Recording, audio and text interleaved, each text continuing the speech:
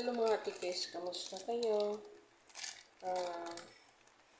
May parcel akong dumating, labubo. Pero binuksan ko na ito kanina. Para siyang labubo ko yan. Okay. Pakita ko lang sa inyo. Wala tayong pangbili ng original eh. So, dito muna tayo sa simple lang. Pero nakakatawa. Gusto ko kasi talaga nitong bumili eh. Kaso lang, diba sobrang mahal. Nag-trending ito ngayon.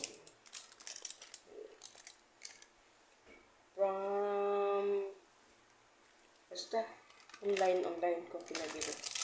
Yan siya. La la la la la bubu. La la bubu.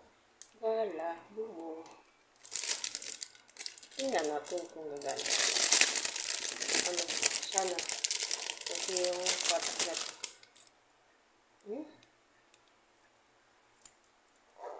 Cute. Cute naman siya. Ang tapang niyo. Yung mukha pa lang eh. O, diba?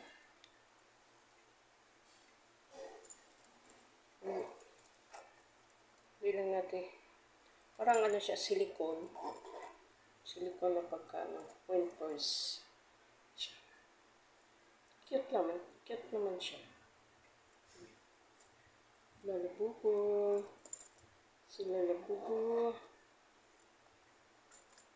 Diba?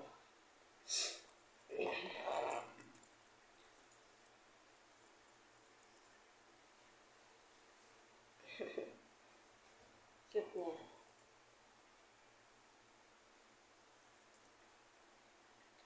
Hanap tayo ng barya.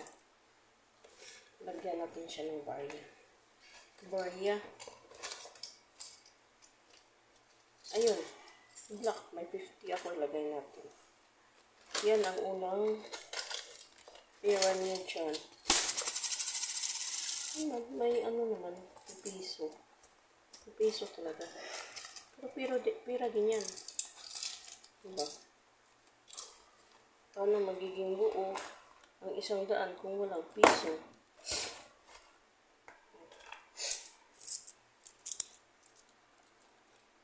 Unahan natin. Pasok ng 50. Kasi daw, pag 50 daw ang unang ipasok natin sa wallet. Sabi lang nila. Swerte daw kasi right. At saka, parang nagtatawag siya. Parang nagtatawag daw siya ng swerte or ano. Ewan ko lang. Yung totoo ba. Tapos ito naman siya. Yung kulay brown. Yung wallet. Kadalasan gusto ko kasi talaga black or brown wallet. O, diba?